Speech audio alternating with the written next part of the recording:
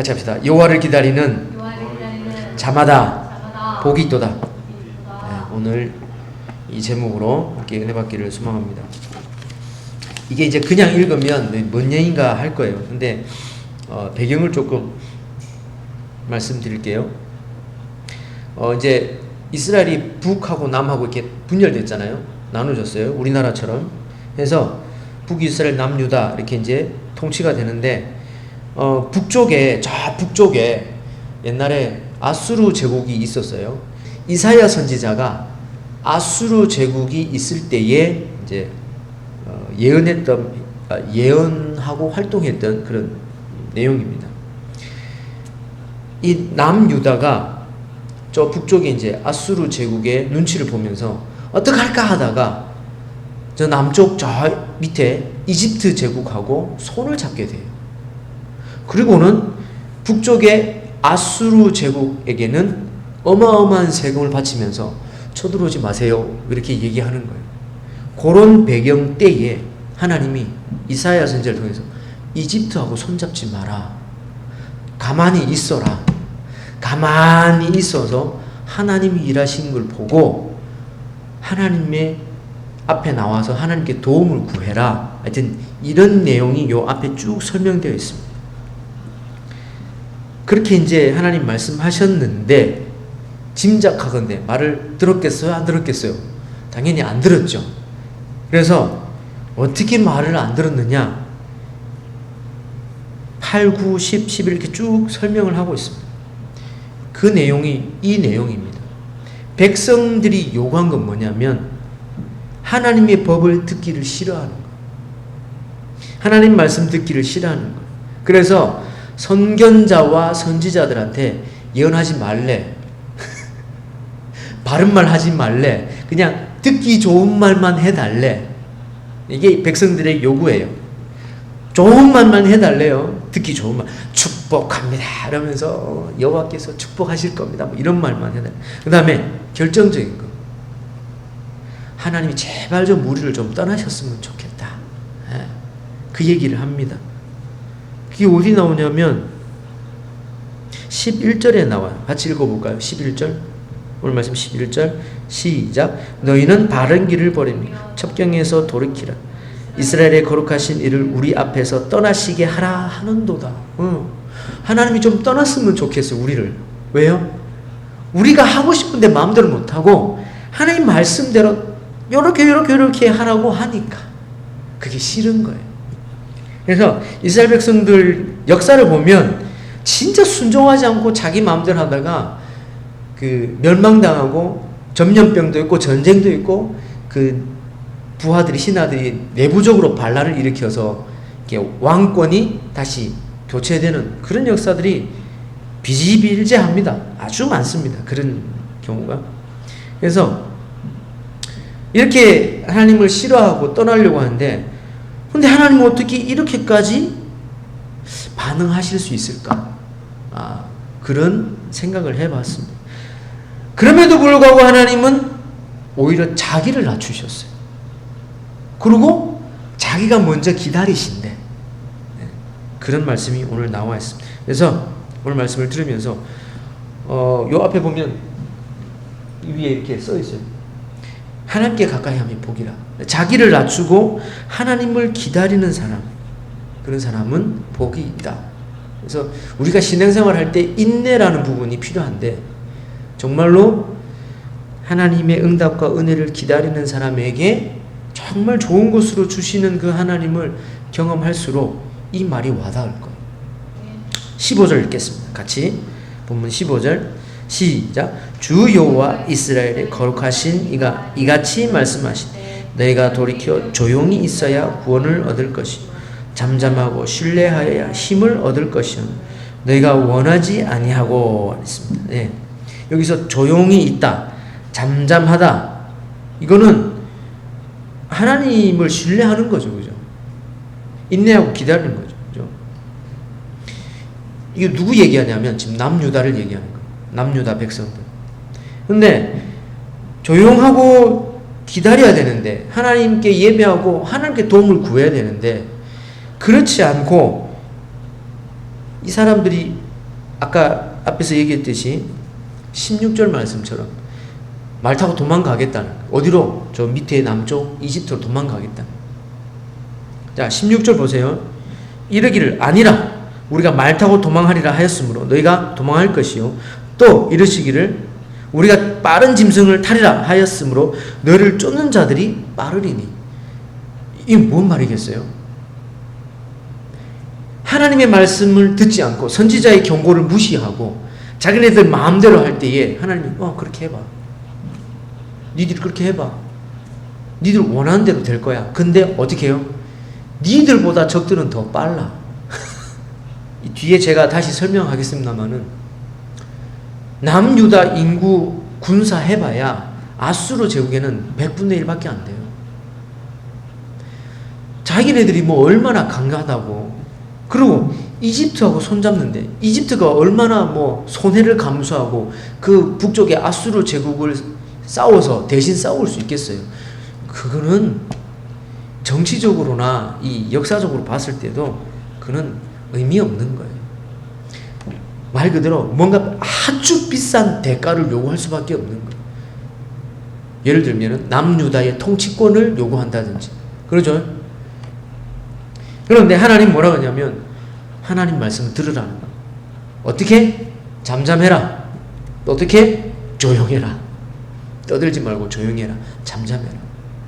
같이 합시다. 조용히 하나님을 기다리자. 신뢰하자. 15절 보면 잠잠하고 신뢰하여야 뭘 얻는다고요? 힘을 얻는다. 생각해 보세요. 아니 내가 직접 나가서 싸우는 게 아니면 누가 나와서 싸워요? 그런데 잠잠하고 기다리면 힘을 얻는데 여러분 생각해 보세요. 그 힘이 뭘까? 한번 생각해 보세요. 잠잠하고 기다리는데 왜 힘을 얻을까? 그 힘은 뭘까? 예? 믿음이에요. 믿음. 내가 하나님을 의심하지 않고 믿을 수 있는 이 신뢰가 이 안에 쌓여야 된다. 그 믿음과 신뢰 없이 아무리 자기가 나가서 전쟁을 한들 강대국들에게 이길 수 없는 거예요. 하나님이 역사적으로 보면 강대국들에 대해서 어떤 나라다라고 표현한 경우가 있는데 이 아수르 제국이 그 중에 하나예요. 이사야 10장 5절 6절 다 같이 시작. 아수르 사람은 화 있을진저 그는 내 진노의 막대기요 그 손의 몽둥이는 내 분노라. 내가 그를 보내어 경건하지 아니한 나를 치게 하며 내가 그에게 명령하여 나를 노하게 한 백성을 쳐서 탈취하며 노략하게 하며 또 그들을 길거리에 진흙같이 짓밟게 하려 하거니와. 아멘. 보세요. 나를 노하게 한 백성을 쳐서 탈취하게 한대요. 노략하게 한대요. 그래서 이 말씀 그대로 됐어요. 나중에 아수르 제국이 쳐들어와가지고 다 빼앗아가요. 이 말씀 그대로. 그래서 하나님이 이러한 계획을 이사야 선지자를 통해서 백성들에게 전달했는데 먹히질 않는 거예요. 말을 안 듣는 거예요. 오히려 16절 말씀처럼 우리는 도망갈래. 우리는 빠른 짐승을 타고 도망가면 돼요. 상관하지 마세요. 근데 하나님이 웃으시는 것 같아요. 이 말씀하시면서 니들이 빠른 말 타고 도망간다 그러는데 저 사람들은 니들보다 더 빨라. 비웃으시는 것 같아요. 자, 그 다음에 17절 봅시다. 같이 읽읍시다. 17절 시작. 한 사람이 꾸짖은즉 천 사람이 도망하고 다섯이 꾸짖은즉 너희가 다 도망하고 너희 남은 자는 겨우 산 꼭대기에 깃대 같겠고 산마루 위에 기치 같으리라 하셨느니라. 아멘. 한 사람이 꾸짖은즉 천 사람이 도망가. 얼마나 이 마음이 약했으면, 믿음이 약했으면 저기 적군 대장이 나와가지고 와 하고 칼을 뽑고 휘두르고 와 하는데 무서워가지고 도망가요. 5명의 그 지휘관이 나와가지고 언덕에 올라서 말 타고 히히 하면서 아, 너희들은 다 죽을 거야! 라고 하는데 다 도망가. 겁나가지고. 왜 그런 거 있잖아요. 영화 같은 거 보면 저 멀리 능선에, 그때는 망원경이 없잖아요. 이때는 말 타던 시대는 이렇게 보는데 뭔가 아지랭이 위에 뭔가 보여. 사람 머리가 보이고 스물스물 뭐가 올라오는데 언덕에 보니까 엄청난 대군이 이렇게 확 언덕으로 올라오는 모습. 그 중에 5명의 장수가 앞으로 나와가지고 경고했지. 니들 다 죽었어 오늘. 야, 공격! 하는데 다 도망가. 그런 거. 예. 그럼 보세요. 남은 자는 겨우 산 꼭대기에 깃대 같다. 여러분, 전쟁에서 패배한 상대의 전장은 어떤 모습이에요? 시체뿐이죠. 피 흘린 시체뿐이고 까마귀가 짐승들이 뜯어먹고 그 위에 깃대가 이렇게 흔들리고 있어요. 바람에, 영화의 마지막 장면. 바람에 깃대가 흔들려. 그 깃대는 어떤 모습이에요? 다 뜯어지고 피 묻은 깃대. 그죠? 찢어진. 바람만 불고. 네. 아무것도 남지. 까마귀 소리만 나. 아무 생명이 없어. 다 죽었어. 그거가 똑같을 거야. 남은 자는 포로로 잡혀가고. 그런 전쟁의 상황을 하나님이 이 말씀을 통해서 경고하시는 거죠. 우리가 알듯이 지금은 이제 이 이스라엘 백성들이 패배하고 망할 것을 얘기하지만 반대로 가끔 이스라엘 백성들이 적은 숫자로 강대국을 이긴 경우가 있어요. 그게 어떤 경우냐면 출애굽할 때. 그죠? 출애굽하는데 그 엄청난 군대, 전차부대, 이집트 제국의 전차부대가 들어오는데 영화 보신 분들은 알겠지만 홍해바다에 다 잠수되고 다 수장되고 여리고 성 점령할 때, 그죠? 딱 한 사람만 살아요. 라합. 딱 한 사람, 그 가정만 살고 다 죽었어요. 뭐 전쟁했어요? 아니요. 뺑뺑뺑 돌다가 와 하니까 폭삭 무너졌어요. 나중에 유진이 성주 전령 꼭 가. 여리고성 가면 그 성터가 있는데 직접 가서 봐야 돼. 기드온과 그 300명의 용사가 항아리에 횃불을 담아서 몽둥이 들고, 칼 안 들었어. 몽둥이 들었어. 들고 와 치면서 횃불 던지면서 갔는데 몇 명이 죽었냐? 12만 명을 죽였어. 말 돼요? 300명 대 12만 명. 말이 되냐고. 오늘 본문 배경으로 하는 내용이 뭐냐면 저기 뒤에 37장 가면 아수르 군대가 18만 5천 명이 있었어요. 근데 하룻밤 사이에 천사가 그 진을 한번 싹 도니까 다음날 아침에 다 송장이 되어 있었어요.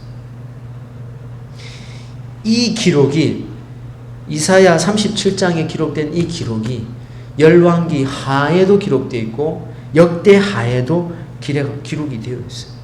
열왕기 하 19장, 역대 하 32장 세 군데나 기록되어 있어요. 왜 그럴까? 왜 세 군데나 이렇게 기록했을까? 그만큼 이스라엘 백성들이 그리고 남유다가 하나님의 말씀을 안 들었다는 거예요. 그 다음에 이렇게 하나님이 심판하시는 이런 말씀이 기록되는데 18절 말씀은 완전히 이제 반전이 돼요. 18절 말씀 읽어봅시다. 18절 시작. 그러나 여호와께서 기다리시나니 이는 너희에게 은혜를 베풀려 하시며 일어나시리니 이는 너희를 긍휼히 여기려 하시며 대저 여호와 하나님이시라. 그를 기다리는 자마다 복이 있도다. 아멘. 같이 합시다. 그들을 기다리는 자마다 복이 있도다. 18절 시작하는데 뭐라 그래요? 여호와께서 기다리신대. 너희는 기다리라. 이 말씀은 뒤에 있어요. 제일 먼저 여호와께서 기다리신대. 하나님은 항상 자기를 먼저 낮추세요. 어떻게 보면 까꿀로 우리가 생각할 수 있는데 아니요. 하나님 항상 자기를 먼저 낮추시고 먼저 은혜를 베푸세요. 그래야 우리가 깨달을 수 있거든요. 성경 시편에도 그렇고 로마서도 그렇고 아무도 하나님을 먼저 찾는 사람이 없었어요. 근데 하나님은 항상 먼저 찾아와 주시고 은혜를 주시는 거예요. 그래서 하나님이 먼저 기다리시겠대요. 왜? 그 이유는 뭐냐? 은혜를 베풀려고 하시고 긍휼히 여기려고 하시고. 그래서 하나님은 정의의 하나님. 오늘 하나님의 속성이 나와요. 어떤 하나님? 정의의 하나님. 하나님은 정의의 하나님. 내가 죄 지은 것도 하나님 반드시 따지시는 거예요. 왜요? 그 죄는, 우리의 죄는 하나님의 거룩하심 앞에서 구별돼야 되거든요. 죄가 있음으로 해서 하나님께 가까이 할 수 없거든요. 근데 하나님 그 죄를 계산하셔요. 뭘로? 그리스도의 보혈로. 그 다음에 19절 보시면 이렇게 말씀하세요. 제가 읽겠습니다. 중간쯤에 그가 내 부르짖는 소리를 말미암아 내게 은혜를 베푸시되 그가 들으실 때에 내게 응답하시리라. 아멘. 네. 다시는 통곡하지 않는데. 앞에 이렇게 멸망당하고 이렇게 할 건데 하나님은 기다리셔. 그렇게 해놓고 끝나는 분이 아니야. 하나님은 기다리셔. 그리고 다시 통곡하지 않을 거예요.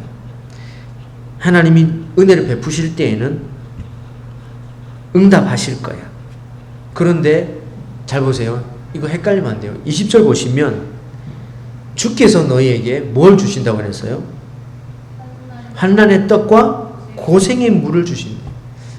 이게 뭘까요?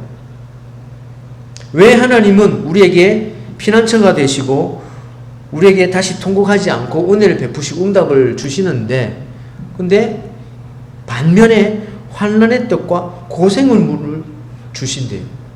이건 무슨 말일까요? 이게 무슨 말이냐면 내가 추구하는 응답, 내가 기대하는 하나님의 은혜, 응답하고 하나님이 원하시는 은혜, 응답은 다를 수 있잖아요. 그렇죠? 그 다른 것 때문에 고생이 될 수 있어요. 또 한 가지는 하나님은 의도적으로 우리에게 훈련하시기 위한 방법으로 그렇게 하실 수도 있어요. 근데 보세요. 주시긴 한데, 근데 그 뒤에 보면 20절 뒷부분에 네 스승은 다시 숨기지 아니하시리니 네 눈이 네 스승을 보고. 이 스승이 누구예요? 하나님이고 선지자예요. 그건 하나님의 말씀이에요. 하나님의 말씀이 우리에게 있기 때문에 어떻게 되냐면 21절 같이 읽읍시다. 이게 여러분 우리 위로가 되는 거예요. 21절 시작. 너희가 오른쪽으로 치우치든지 왼쪽으로 치우치든지 내 귀에서 말소리가 내 귀에 이르기를 이것이 바른 길이니 너희는 이리로 가라 할 것입니다. 아멘. 잘 보세요. 내가 고난의 환난의 떡과 고생의 물을 마시고 또 가끔은 내 욕심대로 막 이리저리 치우치고 이야 저기야 이 방법이야 저거야 막 분별력을 잃어버리고 내가 헷갈려서 막 좌충우돌하고 있는데 뒤에서 말소리가 들린대. 뭐라고? 이리로 가면 돼. 저렇게 하면 돼. 하나님 말씀에 기록되어 있어. 이렇게 하면 돼. 라고 우리에게 이미 말씀해 주신 거를 내 눈으로 보고 깨닫게 하시겠다 이 말이에요. 그러니까 여러분 우리는 좌충우돌을 할 수 있어요. 이리저리 잠깐 헷갈릴 수는 있어요. 근데 뒤에서 또 내 영혼 속에 이미 심겨졌던 많은 말씀들이 성령께서 작동하실 때에 귀를 기울여서 들으면 되는 거예요. 거기에 반응하면 되는 거예요. 사인을 주세요. 이러면 안 되지 내가 라는 사인이 와요. 그 양심이, 그 영혼이 믿음으로 하나님 앞에 반응할 때에 그렇게 돼요. 그래서 정말 감사한 장치가 여기에 있어요. 그걸로 끝나는 게 아니에요. 22절 읽겠습니다. 시작. 또 너희가 너희 조각한 우상에 입힌 은과 부어 만든 우상에 올린 금을 더럽게 하여 불결한 물건을 던짐같이 던지며 이러기를 나가라 하리라. 내가 이쁘게 금으로 만들어 놓고 꾸며놓은 이 우상을 불결하게 느낀대. 와, 그 금덩이를 불결하게 느낄 때 그런 눈이 어떻게 있을 수 있을까? 그런 마음이 어떻게 있을 수 있을까? 그만큼 하나님을 가까이 하고 그만큼 우상과 죄를 멀리 할 수 있는 그런 믿음의 회복이 우리에게 이런 은혜가 주어졌다는 사실을 말씀하시는 거예요. 이것만 끝나냐? 이거는 영적인 부분이잖아요. 우리 실제 삶에 있어서 또 하나님이 뭐라고 말씀하시죠? 보세요. 23절 같이 시작. 네가 땅에 뿌린 종자에 주께서 비를 주사 땅이 먹을 것을 내며 곡식이 풍성하고 기름지게 하실 것이 그날에 네 가축이 광활한 목장에서 먹을 것이요. 아멘. 야, 내가 기르는 짐승도 좋은 것을 먹는데 넓은 데서. 네. 그럼 나는 어떻게 했어요? 내가 영적으로 회복하는 것도 있고 하나님이 정말 잠잠하고 하나님을 의지하고 기다리는 자에게 복을 주시는데 내 삶의 환경도 변화되는 거예요. 하나님 그렇게 응답하시는 것을 제가 많이 봤어요. 어떻게 보면 이거 인광고 아니야 라고 하지만 아니요. 아무리 내가 열심히 해도 안 되는 사람이 있어요. 자기 욕심에 빠져서. 자기 수단과 자기 욕심에 빠져서 그게 회복이 안 된 사람이 있어요. 근데 하나님은 지혜를 주시고 하나님의 방법을 알려주시고 말씀해 주셔서 좌충우로 하지만 그 길을 가게 하시고 발견하게 마침내 내 삶의 환경이 바뀌고 내 종, 그 다음에 뿌린 씨앗, 내가 기르는 짐승까지 좋은 곳에서 좋은 것을 먹을 것이다. 우리의 삶의 환경까지 다 바뀌는 거예요. 자, 25절 읽겠습니다. 시작. 크게 살육하는 날 망대가 무너질 때에 고산마다 줄령만 그 뒤에 개울과 시냇물이 흐를 것이며 아멘. 단편적으로는 37장에 가보면 아수르 군대 18만 5천 명이 하루아침에 다 죽습니다. 그 망대가 무너지고 그 모든 군대가 죽임을 당한 뒤에 어떻게 했어요? 이 말씀에 의하면 고산마다 줄령마다 그 뒤에 개울과 시냇물이 흐를 것이다. 여기서 물이 흐른다는 것은 영적으로 성령의 인도하심을 의미해요. 그러니까 하나님께서 모든 심판과 모든 적들을 다 물리치고 우리를 인도하실 그날에는 성령님 우리를 쭉 인도해 가시는 자기 자신을 볼 것이다. 26절 시작. 여호와께서 자기 백성의 상처를 싸매시며 그들의 맞은 자리를 고치시는 날에 달빛은 햇빛 같겠고 햇빛은 7배가 7날의 빛과 같으리라. 아멘. 여러분 이거 생각해 보세요. 하나님이 우리의 상처를 싸매시고 맞은 자리에 고치시는 그날, 무슨 날? 나를 위로하시는 날. 진짜 내 영혼에 내 마음에 위로를 주시는 날. 그리고 나를 세우시는 날. 그날은 어떤 날이냐? 달빛은 햇빛 같다.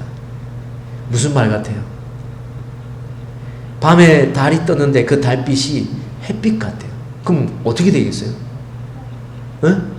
화나죠? 그 말은 밤이 없어진다는 거예요. 시간상으로는 밤인데 그 어두운 밤이 아니라는 거예요. 여러분 우리에게 우리 인생 가운데 어두운 밤과 같은 그런 날이 없어진다는 거예요. 언제? 하나님이 우리를 싸매시고 고치시는 그 날에 우리의 얻은 죄악과 욕심과 우리의 악한 습성 이런 것들을 고치시는 그날. 언제요?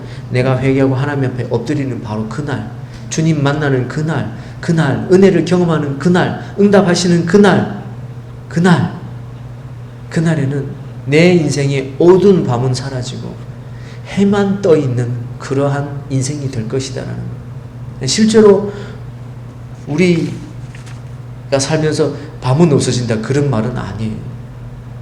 그러나 우리 인생의 발걸음이 이만큼 환해진다는 거예요. 햇빛은 7배가 되어서 이건 완전한 거예요. 7배 완전한 거예요. 하나님이 밝혀주시고 인도해 주시는 그 믿음의 길은 이와 같이 밝은 길이에요. 그래서 우리가 하나님을 잠잠히 기다리고 구할 때마다 하나님 응답하시기를 약속하셨기 때문에 우리 믿음으로 구할 수 있어요. 생각해 봅시다. 내가 다른 신을 섬긴다고 했을 때 인격적으로 교제가 안 된다면 이렇게 기록할 수가 없어요. 어떻게 하냐면 다른 종교의 경전을 여러분 읽어봤는지 모르겠지만 대략 이런 거예요. 이렇게 해라. 그거예요. 딱 거기까지. 도 닦으면 극락왕생한다. 그거예요. 신이 스스로 자기를 낮춰서 우리를 위해서 응답하시겠다라는 게 하나도 없어요. 이해되십니까? 우리가 하나님을 인격적으로 만난다는 것은 그 차이에요.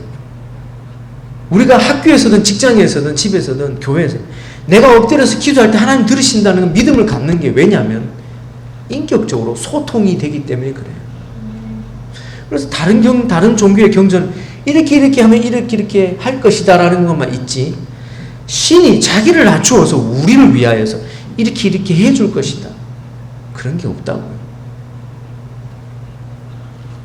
그래서 요한일서에는 이렇게 말씀하고 있습니다. 요한일서 5장 14절 15절 시작. 그를 향하여 우리가 가진 바 담대함이 이것이니 그의 뜻대로 무엇을 구하면 들으심이라. 우리가 무엇이든지 구하는 바를 들으시는 줄 안즉 우리가 그에게 구한 그것을 얻은 줄을 또한 아느니라. 아멘. 우리가 알아요. 하나님은 응답하셨네. 알아요. 그래서 우리가 담대하게 하나님 앞에 기도할 수 있는 것은 바로 이러한 약속 때문에 그런 거예요. 응답하시겠다는 말씀 뵙겠습니다. 전체적으로 오늘 말씀 한번 생각해 보세요. 자, 내가 말 안 듣고 맨날 반역하고 거역하는 남유다 북이스라엘 백성이라 생각해 봅시다. 자, 불순종했어요. 시험을 당했어요. 훈련을 받아요. 그러다가 하나님이 살아계시네 라고 회개했어요. 그리고 또 그 말씀을 들으니까 이게 이제 읽고 분별력이 생겼어요. 그리고 이러면 안 되겠네라고 결단이 생겨요. 그러면서 변화가 일어나기 시작해요. 내 욕심대로 찾는 거는 무슨 목적인지 무슨 결과가 나는지 몰라요. 결국은 그 욕심 채울 뿐이에요. 성경에 보면 자기 올무에 빠진대. 자기 욕심에 허덕이고 자기 계획 속에 빠진대.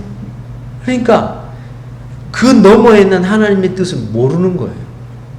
근데 어떻게 해요? 하나님을 찾는 사람, 오늘 본문의 표현처럼 잠잠하고 조용하고 신뢰하고 기다리는 그 사람에게 복을 주시는데 환난과 고생이 있긴 해요. 그러나 결국은 그 사람은 구원받아요. 결국은 그 사람은 자기 욕심대로 사는 사람하고는 전혀 다른 순종함을 통해서 배우는, 순종함을 통해서 받는 복이 정말 많아요. 그냥 단순히 우리 영적으로만 나중에 예수님 오시면 구원받는다 그 얘기가 아니에요. 오늘 정확하게 나와 있어요.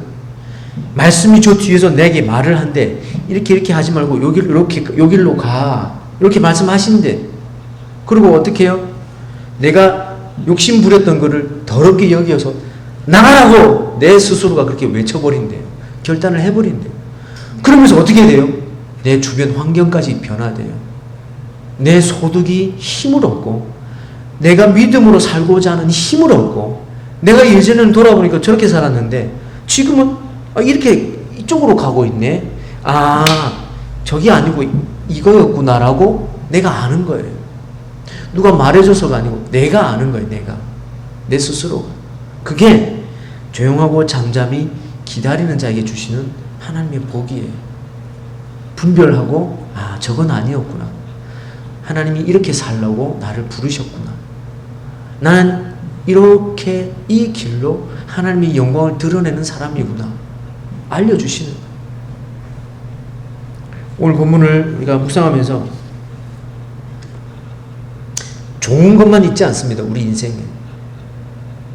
때로는 눈물이 나고 때로는 하나님 왜 이러세요? 라고 하소연할 때도 있습니다. 그런데 그 비빌 언덕은 이 세상이 아니고 하나님이에요.